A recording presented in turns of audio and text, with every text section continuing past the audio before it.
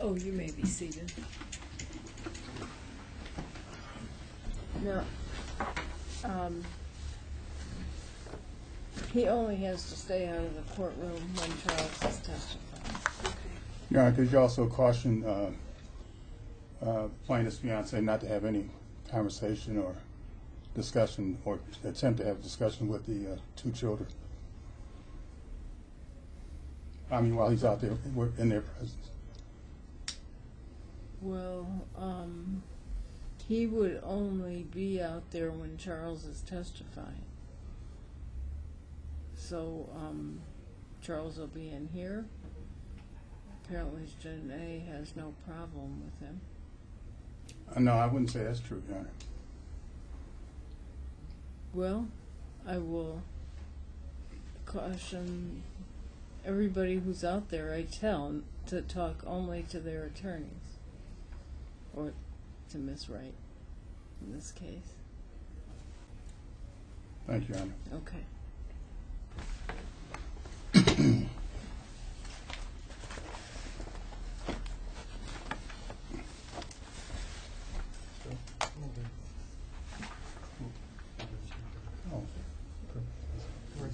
Yeah, he's got to leave.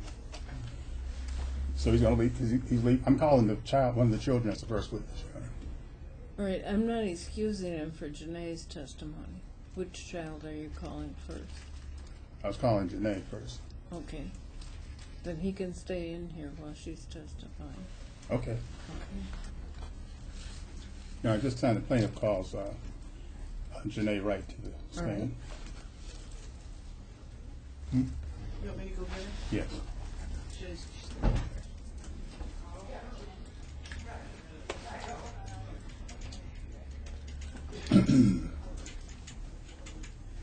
Janae, could you please come up here for me? Could you stand in front of the judge? She's going to swear you in, and then you can say the witness. Thank you. All right. Would you raise your right hand, please?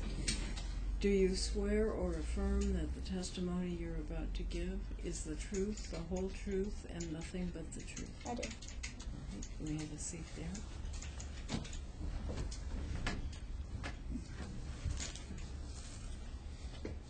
Hello, Janae. Hi. All right. Would you state your full name for the record, please? Janae Noel Patrice Wright, And what is your address? 4181 Hardin Street. And could you spell your name, please? Janae. And your last name? WRIGHT. Thank you. And Janae, how old are you? 17. And what grade are you in at school? I'm a senior, 12th grade. Okay, congratulations. You graduate this year? Yeah. Okay. Janae, have you testified before in a courtroom on a stand as a witness? Yes. And when was that? I think it was last year or maybe 2 years ago, somewhere around there. Okay. So you understand that I'm going to be asking you questions, and you do your best to answer the questions. If it's a question you don't understand, then you can just ask me to repeat it or to clarify it. And try not to, shake your head, and you have to do a verbal response to the questions, okay? Yeah. All right. Janae, I want to take you to the time when you were living at home with both your parents. Do you recall the last, what's the last time you remember being at home? What year? Oh, I really don't remember. I know it was 5th grade, somewhere around there, maybe 2004, 2005. Well, excuse me, we're under the Bodvarka rule. We can only go back to the last custody in getting this information. And there's no request for a change of custody on this child. So I guess we have to decide where we go back to. Well, that's obviously, there was a consent to change Right. back in, I guess it took effect around August of 2010. Okay. And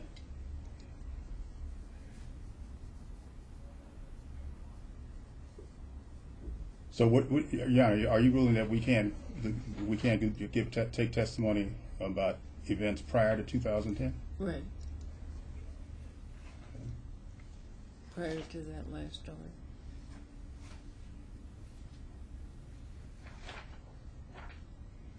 Okay. I don't understand what the purpose of this witness's testimony is, though. The purpose of the testimony, Your Honor, is that the court, as you know, Your Honor, there was a consent order changing custody. Back in, we had hearings, and then ultimately there was a consent order by the friend of the court signed by both parties. Right. And that consent order was silent as to any evaluation of best interest.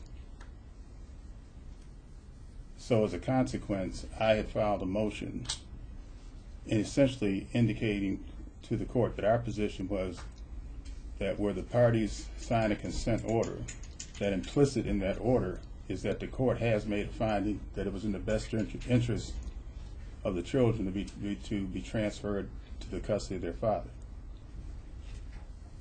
And so some months later, Your Honor, you sua sponte changed that consent order to a temporary order. And we want to establish a basis on the record that, in fact, that was a change based on the best interest of the children.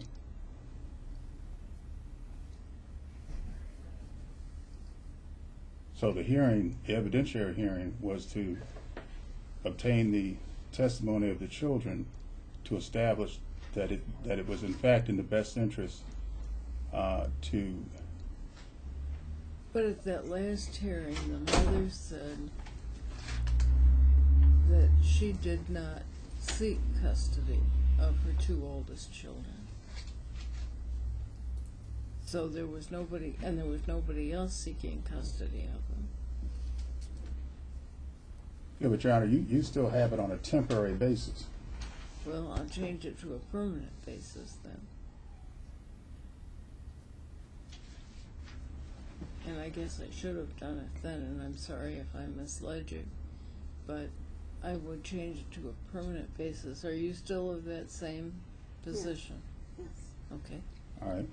Now that's one aspect of it, Your Honor. And the other aspect that we were channeling, Your Honor, is our motion. We also sought custody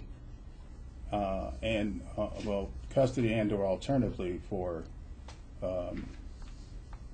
parental visitation with the youngest child, Emma. Right. And if you recall the last hearing where I objected several times on the record, Your Honor, you made a ruling, another ruling based on whatever the court was relying on, that Mr. Wright had no right to see his child. Right, and I thought that's what we were hearing today. I did read your brief, and I saw that it went beyond that issue, but I thought I could clear that up easily. So we should deal with the child, Emma, I believe, at this hearing. Okay.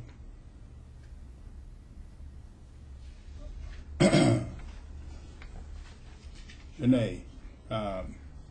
So we can just go back to the order following trial, I believe.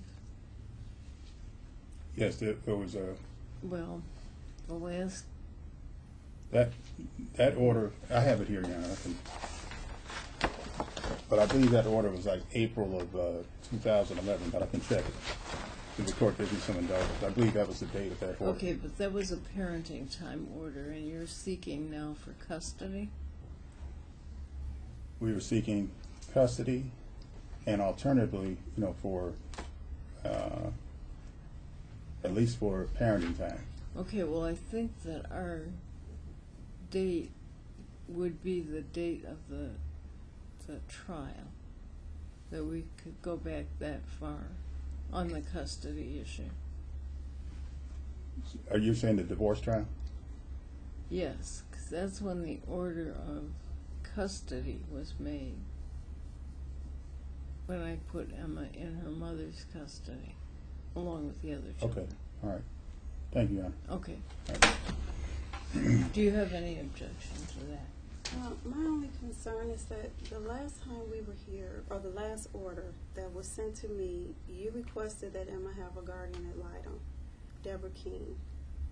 And I contacted her and I asked her if there was anything that I could do, or is there anything that I'm supposed to be doing?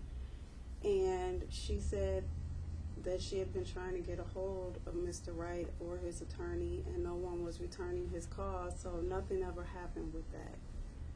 That's what we were supposed to be doing concerning the best interests of Emma, and it never happened, so. All right. Your Honor, I can respond if you... Yeah. Okay. Your Honor, that was You in... can step down from there if you want to. Okay. Do I leave back out or do I stay in here? Yeah, why don't you wait outside? All right. Thank you.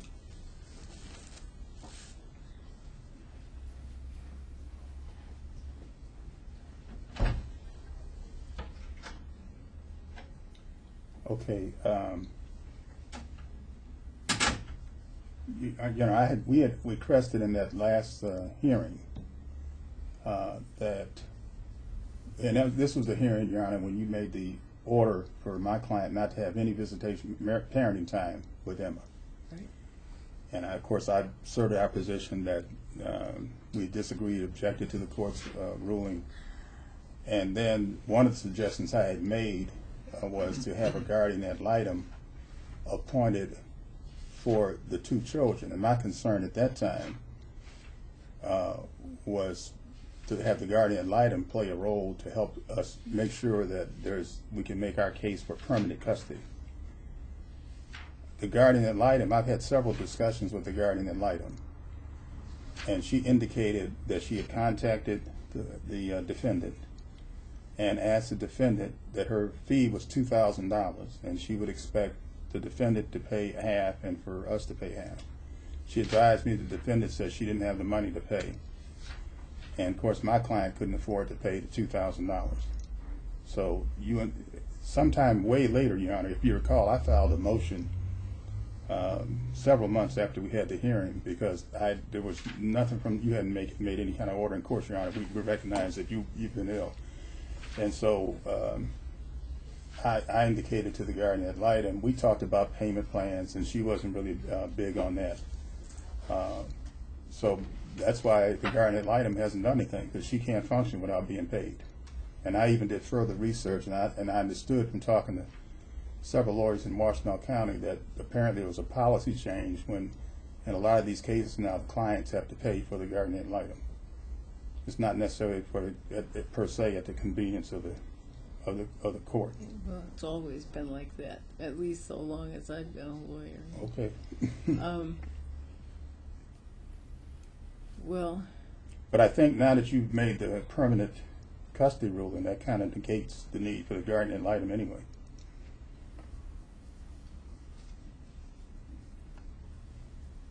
do you agree with that? Well, I don't agree with having to pay. None of this, the reason why we keep ending up back in this courtroom is not my fault. I was the one that came back and asked if Mr. Wright could start seeing his children again. I am the one that made the decision to let the two oldest kids go there. Mm-hmm. We're back here because he doesn't agree or it's not going his way, so why should I have to pay for anything? This is all his doing. I don't have the money to do it. I'm trying to get on with my life. I paid over $100,000 on this divorce so far. Why do I have to keep paying? I'm not going to do it. Okay, Your Honor, I'll just reassert to the court that the guardian ad litem was over for the two children, for Janae and Charles Tyler Wright, not for Emma. Mm-hmm. And I think I've already explained to the court what the issues were around that. We were concerned about not having permanent custody, and I wanted the guardian ad litem to have consultation herself with the kids so that the court could be enlightened on that was their desire. I knew, Your Honor, that at a hearing, I think back around May of 2010, the court at a hearing At that time, I was not on the case, but you had indicated that you wanted to talk to the children, and also you were going to order the friend of the court to interview the children. And I surmise that as a result of those interviews with the friend of the court, and I think even with Your Honor, that I kind of deduced that something obviously occurred in those hearings, that the court, along with the defendant's position, was why the court made the decision that's why the consent order was entered into. And the only issue was, that I asked for, filed a motion for clarification on the consent order, but the court has cleared that up now. We now have the permanent custody issues resolved. Okay. The other issue that arose during the last hearing is Mr. Wright, who is the biological father of Emma, who loves her very much, as well as the children, Janae and Charles, love Emma very much. We don't think there was a proper basis for the court. In fact, it required a hearing under the statute to have a hearing when an issue was involving cutting off all parenting time, and then we raised the custody issue. So that's why we're here today. Or at least that's the one reason left that we're here today. Now, if the court... Well, it's no less appropriate to appoint a guardian ad litem for Emma.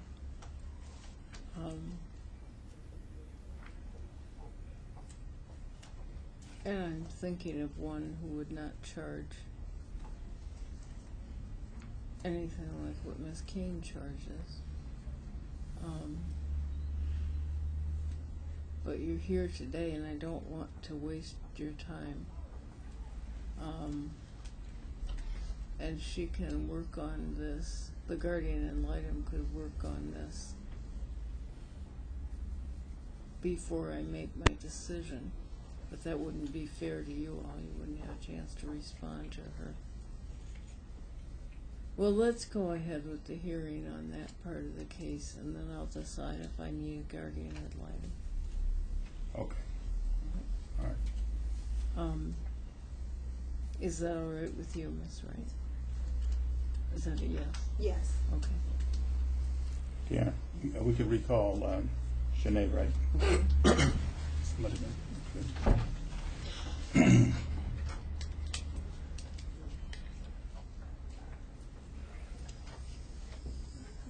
Yes.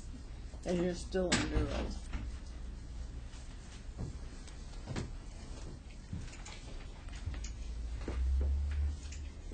Janae, when is the last time that you have had an opportunity to spend time with your sister, Emma? Last year, 2010, 10 or 11, one of those two. Have you had a desire to spend time with Emma? Absolutely, yeah. Can you explain to the court how this has affected your relationship, not being able to, not having seen your sister? I worry about her every single day, and I miss her very, very much. I'm sad almost every day, I cry almost every night, wishing I was there, because I know she's very lonely. And when I used to go and visit her at Mom's place, she was very lonely. She had pictures of us, little toys that reminded her of us. It just makes me very, very sad, because that's the little sister I've always wanted, and I can't see her anymore. Now, as you know, your parents divorced, correct? Mm-hmm. And after the divorce, can you describe your visitations, or can you describe your time that you spent with Emma after the divorce? Well, it was all three of us. It was me, Emma, and Tyler together. And then, we had visitation time with my dad and stuff, and then that stopped. So we were with our mom. And then when our mom decided to give us up to Dad, she kept Emma. And we were able to visit back and forth, go to her house, and then Emma would come to our house and stay over the weekend. Now,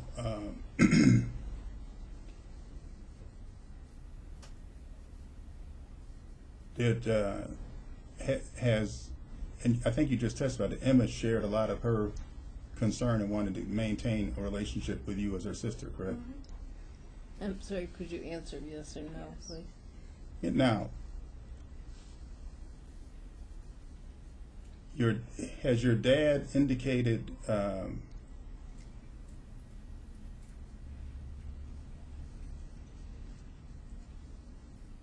let's put it this way, has your father ever done anything not to foster a relationship between you and your mother?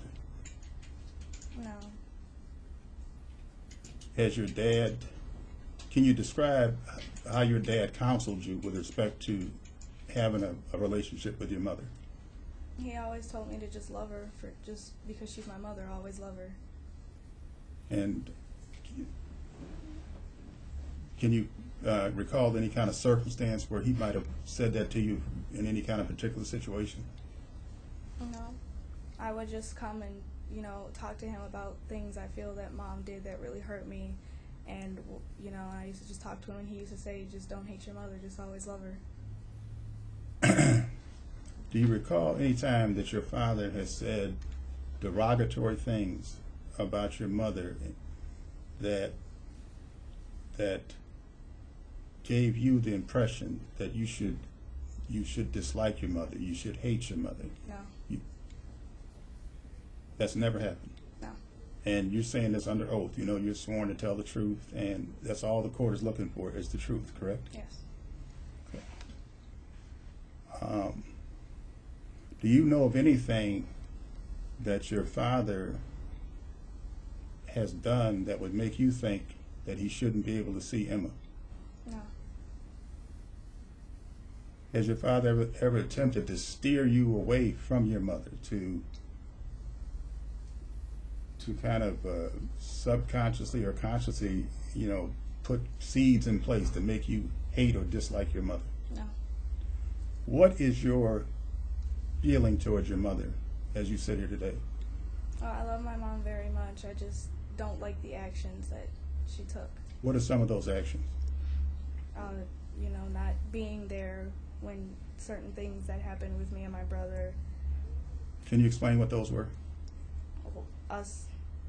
Her putting thoughts in our head and yelling at us and threatening us and allowing me to be molested by my older brother. And what's his name? Anthony. Is that the child that your mother had? That was a child where Mr. Wright, your father, is not the biological father of that child. Is that correct? Under what circumstances did that happen? Well, this was way before the date of the order that were. Well, Your Honor, the reason what I'm concerned about, Your Honor,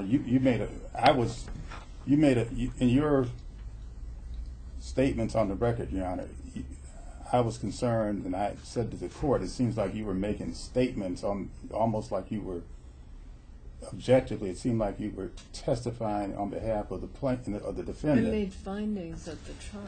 I know, Your Honor, but those findings I'm challenging those findings because your findings no, this case has already been appealed to the Court of Appeals. And not they in sent the it back approving my decision. Your Honor, when those appeals were set forth, at that time, they had nothing to do with the ruling that your court has just made for Mr. Wright not to have any contact with Emma. And so I'm trying to establish a foundation to demonstrate to the court that the court must reconsider the decision the court made to cut this father off from his child, who he loves and the child loves him. And, Your Honor, the ruling you made, it seemed like you were more concerned about the defendant's feelings because you put on the record that Monica Wright, the defendant, had been through too much. She didn't have to go through this anymore. You knew by the whole time that you've been involved in this case that Mr. Wright played a major role in steering his children away from the mother or turning the children against the mother. And in effect, it appears the court made a conclusion that that's why Miss Wright is giving up her children. Now, I practiced law a long time, Your Honor, especially I've done a lot of family law complex cases. I've never had a case where a mother voluntarily gives up her children. Miss Wright stated on the record that she wanted to move on with her life. She had a new man in her life. She was in school. She was this, and it sounded to me like Miss Wright, the children were inconvenience to her. But Your Honor, you interpreted that based on your history with the case, that there was something demonstrated to you that made you conclude that Mr. Wright was acting as someone who was completely designing scenarios and conspiracies, or putting seeds in the heads of the two older children not to have a relationship with their mother, and so on and so forth, and that this was putting too much stress on Monica Wright. And to me, the focus should be on what was in the best interest of Emma, and not what was in the best interest of Miss Wright, who now has a fiance. Her son has molested Janae. I mean, there's evidence, and I didn't see any evidence in the record, Your Honor. I didn't see any evidence in the record. Years ago, years before this deadline that we've set. It may be years ago to the court, but no, it's years ago. I know, but that doesn't mean it's out of the mind of Janae Wright, Your Honor. She's never going to forget it, and well, she's never. Janae Wright, nothing is going to happen to her. She's going to stay with her father. Your Honor, Your Honor, that's not going to erase her emotional. But the emotional scars that she has, that's not going to erase the fact. But I don't need to hear about that again. I've already made a decision. You made that decision, Your Honor, as it related to the divorce. Right. You did make a. You are asking me to defy the Vodvarka decision from the Court of Appeals, and I'm not going to do it. No. I thought you just ruled, Your Honor, that we can go back much further. The fact that we could go back to the judgment of divorce. Yes, and start from there. Well, and that's go forward. Okay, so what I'm saying, Your Honor, is that what I'm asking Janae about is what is her current feelings towards her mother. I'm not asking her what her feelings were back before the divorce. I'm asking Miss Janae Wright, what is her feelings today, and why does she have those feelings today? Well, she's going way back then, so you need to caution your witness that she can only talk about events that occurred since the end of the divorce. Your Honor, wait a minute. Right now, we're talking about her present feelings. What is manifested in her heart and soul that may come off? I'm not interested in that. All I can find facts on is events that happened after the judgment of divorce. Okay, an event that happened, Your Honor, is you made a decision to cut off Mr. Wright's complete parental visitation rights with Emma. And what the court has done has wreaked havoc with this family, with this father, and with the children, because they all operated as a unit. Miss Wright, just because Monica Wright has said, I don't want to see these two kids. I don't want nothing to do with Janae. You can say anything you want about that. You just can't go into facts that occurred before the judgment of divorce. Yeah, when I'm asking Miss Wright about her feelings today, whatever those feelings are, she can't restrict her from expressing her feelings and why she has those feelings today. Well, it's entirely too broad a question. You have to ask her what her feelings are since the day of the judgment. All right, I'll rephrase the question. And what that's based on. I'll rephrase the question. From the date of the judgment. All right. Okay, thank you, Anna. Okay. Ms. Wright, since the time of the divorce judgment, what feelings have you had towards your mother? And I'll just leave it at that for right now. Anger, sadness. What's the source of the anger? Well, things that built up to the divorce, and her response and reactions to the actions. What about since the divorce? What do you mean, the response? Like how she reacted towards it, like what steps she took to fix it or anything like that. Janae, are you talking about before the divorce or after the divorce? I'm talking about after. Okay. Try to be a little more specific. And I know it's tough for you. But try to be a little more specific. Try to just take your time and think about what are the kind of things that happened after the divorce that may have caused some stress in the relationship between you and your mother. Well, when I would talk about how I miss my dad and things like that, at first she was, tender about it, understood, and then after a while she started to get very irritated and, then that's when she started saying derogatory things about him towards us. And this was after the divorce. Yes. Can you give an example? Sorry, I didn't hear your answer. Okay. Can you give an example of the derogatory things? Well, she would say that my dad, you know, he doesn't love us, that he's an a-hole, that things like that. And you heard those things? Yes. And you wouldn't say those things in this courtroom unless it was true. Is that correct? Yes. Okay. And were you living at that time after the divorce? You were still living with your mother? And how often would those kind of things occur? Almost every day. It was that intense? Yes. And how did you respond to it? How did you react when your mother said something like that to you? No, I was afraid to stand up about how I felt because she would threaten me. And after keeping it in for so long, I became very depressed and suicidal thoughts and things like that. How would she threaten you? What would she threaten? What was the threat? Well, I mean, if I would bring up something about my dad, like one time she threatened to poke my eye out with a fork because I had stood up and said something to her about how she was talking about Dad. Any other example you can think of in terms of threat? She threatened to leave us with Child Protective Services. She threatened to put us in foster care. She sent us to boot camp along with that. What caused that? How did that come about? Well, I had given a phone call to the judge because nobody else wanted to offer to help us with our situation. So, you said you gave a phone call to what judge? This one. To Judge Wheeler? Mm-hmm. And what did you say in the phone call? I practically begged her to please help.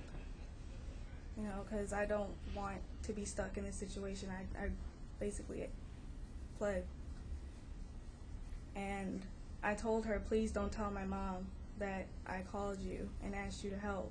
And it got back to my mom, and about a day or two later, we came home from school and our bags were packed, and she said we were going to boot camp. And she told the people at boot camp that we treat her disrespectfully and that we lie on her all the time, and that's why we're there. How long were you in boot camp? About a weekend. Okay.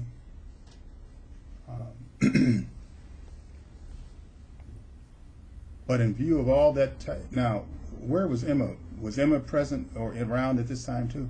Or you were living with your father? So is this the time? Were you still living with your mother when this occurred? You were still living with your mother. Was this having any effect on Emma? I don't know. Mm-hmm. So we weren't there to see how she felt about it. I honestly don't think she knew any better. Right, because of her youth, because how young she was. Right. Did your father know about this? He knew about it when we told him. When did you tell him?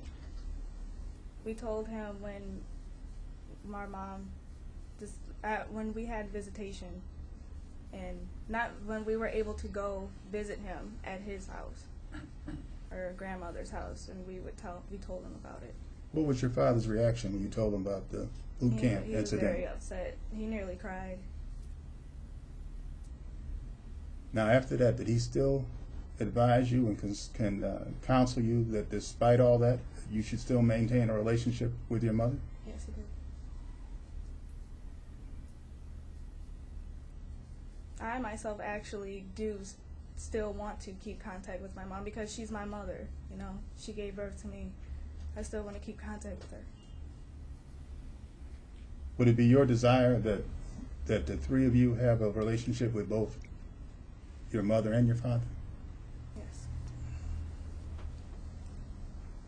You think that would be a healthy kind of situation? Yes, it is. Want to take a break? Okay, you can take a break. Yeah, may we take about a 5 or 10 minute break? Why? Pardon? Why?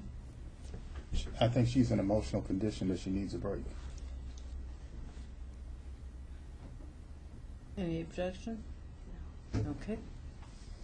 We'll take about a 10-minute break. Thank you, Anna.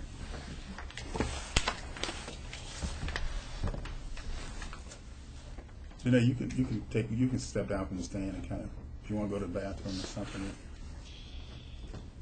All rise.